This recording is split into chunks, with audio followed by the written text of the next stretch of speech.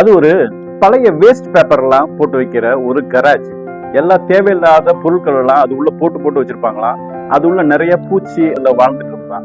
அப்போ ஒரு நாளைக்கு பார்த்தாச்சுன்னா அது உள்ள ஒரு பெரிய ராஜநாகம் போச்சான். போகும்போச்சுல கீழே ஒரு கத்தி இருந்துதான். அது பார்த்தா அதோட மேல ஒரு உரசி அந்த ராஜநாகத்துக்கு ஒரு சின்ன காயம் ஏற்பட்டு போச்சான்.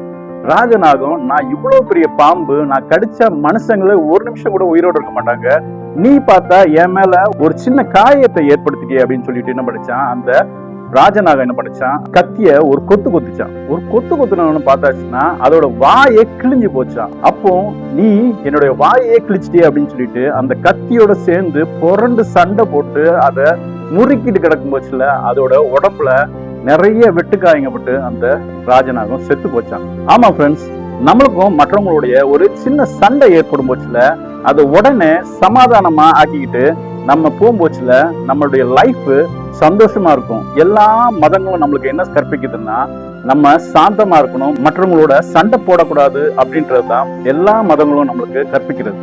நல்லதை பார்ப்போம், நல்லதை பகிர்ந்து